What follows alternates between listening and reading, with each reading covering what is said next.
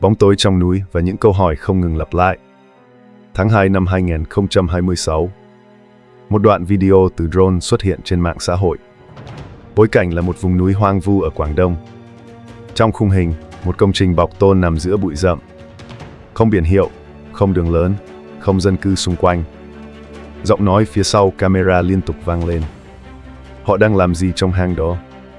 Trong tay họ cầm cái gì vậy? Đừng chớp mắt. Chỉ vài giờ sau, hàng chục tài khoản bắt đầu chia sẻ lại. Một số người nói đó là nhà kho. Một số khác nói đó là bệnh viện bí mật. Và rồi một cụm từ bắt đầu lan ra, căn cứ. Cùng thời điểm đó, các bài đăng về người mất tích xuất hiện dày đặc. Thiếu niên 15 tuổi ở Hà Nam. Một nam sinh ở Trịnh Châu. Một người đàn ông 38 tuổi biến mất ở Nam Ninh Đông. Những câu hỏi cũ được lặp lại. Tại sao có camera khắp nơi mà vẫn không tìm được? Có phải họ bị đưa đến nơi nào đó trong núi? Không có bằng chứng. Chỉ có nỗi sợ. Và khi nỗi sợ lan đủ nhanh, nó không cần chứng cứ nữa. Khi sự mất tích trở thành nỗi ám ảnh tập thể. Đầu năm 2026, mạng xã hội tràn ngập các bài đăng tìm người. Tên, tuổi, địa điểm, thời gian mất liên lạc. Mỗi bài viết đều có cùng một cấu trúc. Mất liên lạc 48 giờ. Đi mua đồ ăn sáng rồi không về. Đi qua ngã rẽ rồi biến mất. Một bé gái ở Hạ Trang trấn Long Phượng cư. Một phụ nữ 43 tuổi rời nhà mua bữa sáng. Một thanh niên 26 tuổi về quê ăn Tết rồi mất dấu. Các bài đăng đều kêu gọi chia sẻ. Chúng tôi không tạo tin đồn, chỉ mong người bình an. Song song với đó, những đoạn video khác bắt đầu xuất hiện. Một chiếc xe cứu thương lạ đậu 3 ngày trên đường Chi Hoa. Một người phát hiện thiết bị theo dõi giấu trong giày. Một người bán rau giá rẻ bất thường đứng cạnh xe cứu thương. Những hình ảnh này không liên quan trực tiếp đến nhau, nhưng chúng được đặt cạnh nhau. Đó là bước đầu tiên của cơ chế tin đồn.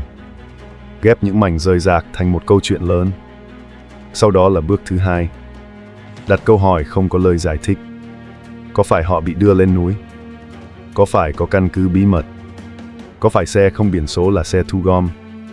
Không ai trả lời. Nhưng số người tin bắt đầu tăng lên. Bởi vì khi một gia đình mất con, họ cần một lời giải thích. Khi một người biến mất trước camera, người xem cần một thủ phạm. Một số người nhắc đến kho linh kiện. Một số người nói về cơ sở trong núi. Một số gắn kết với các bài viết về kho hiến tạng quốc gia.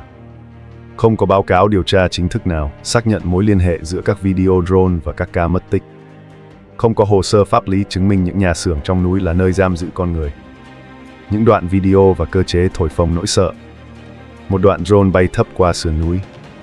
Ống kính rung nhẹ vì gió. Giữa bụi rậm, một công trình bọc tôn hiện ra. Không biển hiệu, không người qua lại.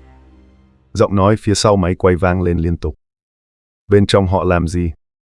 Trong tay ông ta cầm cái hộp gì? Đừng chớp mắt. Camera phóng to. Một người đàn ông xách một vật hình chữ nhật. Không rõ kích thước thật.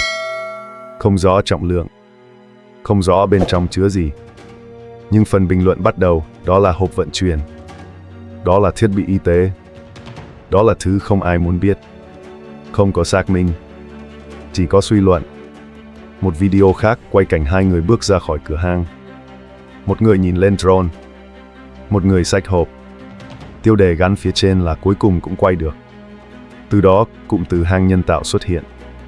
Rồi cơ sở bí mật. Rồi kho chứa. Nhịp lan truyền tăng tốc. Tiếp theo là video về chiếc xe cứu thương không biển số. Xe đậu trên đường Chi Hoa 2 đến 3 ngày. Không ai xác minh thuộc đơn vị nào. Một tài khoản đặt câu hỏi. Tại sao xe cứu thương lại đậu ở đây? Có phải đang chờ? Câu hỏi không có dữ kiện bổ sung, nhưng lại tạo ra cảm giác có điều gì đó đang diễn ra.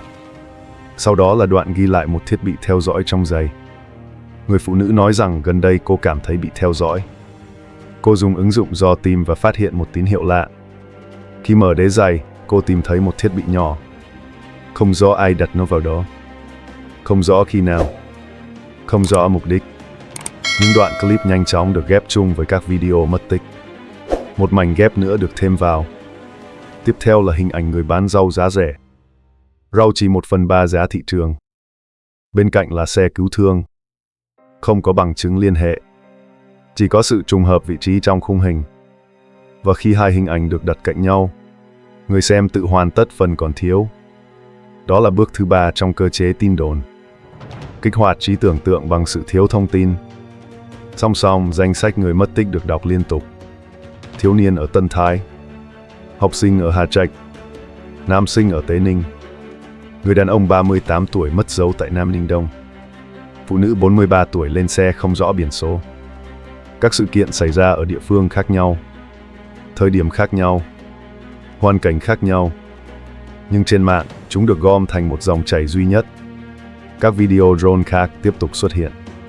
Một bệnh viện nằm sâu trong núi được quay từ xa. Có người nói đó là ở Hà Nguyên. Có người nói ở Diêm Điền Thâm Quyến. Không có địa chỉ xác nhận. Không có biển tên rõ ràng. Nhưng phần chú thích đã gắn nhãn sẵn.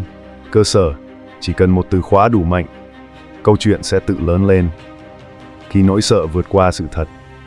Đầu tháng 2 năm 2026, các video không còn chỉ là nghi ngờ. Chúng bắt đầu trở thành lời khẳng định. Đây là căn cứ. Đây là nơi họ đưa người tới. Không còn nghi ngờ gì nữa. Nhịp lan truyền tăng vọt. Mỗi giờ có thêm hàng nghìn lượt chia sẻ. Một bài viết ghép lại tất cả. Drone trong núi. Xe cứu thương không biển số. Thiết bị theo dõi trong giày. Danh sách người mất tích khắp Hà Nam, Trịnh Châu, Thái An, Hà Trạch, Tế Ninh. Mọi thứ được đặt cạnh nhau như những bằng chứng nối tiếp. Không có xác minh độc lập. Không có báo cáo điều tra chính thức. Nhưng cảm giác đã đủ mạnh để thay thế chứng cứ. Các bình luận trở nên gay gắt. Camera nhận diện khuôn mặt để làm gì? Thiên võng giám sát mà không tìm được một người. Có phải vì họ không muốn tìm? Một số tài khoản bắt đầu kêu gọi tự bảo vệ. Đừng ra ngoài một mình. Đi đâu cũng phải có người đi cùng. Mang theo vật phòng thân. Không khí chuyển từ tò mò sang hoảng loạn. Một phụ huynh nói không dám cho hai con ra đường. Một người khác tuyên bố 2026 sẽ là năm mất tích nhiều nhất. Không ai biết con số chính thức. Nhưng nỗi sợ đã có hình dạng. Hình dạng của một hang núi. Một chiếc hộp vuông. Một chiếc xe cứu thương lạ. Cao trào không nằm ở một sự kiện cụ thể. Nó nằm ở khoảnh khắc khi đám đông tin rằng tất cả đã được chứng minh. Khi câu hỏi không còn được hỏi nữa. Khi kết luận đã được chấp nhận trước khi điều tra bắt đầu. Khi sự hoảng loạn trở thành một phần đời sống. Sau cao trào không có tiếng nổ. Chỉ có một trạng thái căng thẳng kéo dài. Các phụ huynh bắt đầu thay đổi thói quen. Trẻ em không còn được phép đi học một mình. Thanh thiếu niên bị yêu cầu bật định vị suốt ngày. Những nhóm trò chuyện địa phương hoạt động liên tục. Mỗi tin nhắn lạ đều bị xem là cảnh báo. Mỗi người bán hàng rong đều bị nhìn bằng ánh mắt nghi ngờ. Một chiếc xe cứu thương đỗ sai chỗ có thể gây náo động cả khu phố. Một công trình trong núi lập tức bị quay lại và đăng tải. Bình luận xuất hiện trước khi sự thật được kiểm tra. Nếu bạn muốn nghe thêm những câu chuyện có thật được bóc tách dưới góc nhìn điều tra lạnh và logic, hãy để lại bình luận chia sẻ ý kiến của bạn và đừng quên đăng ký kênh Hồ Sơ Bi Kịch.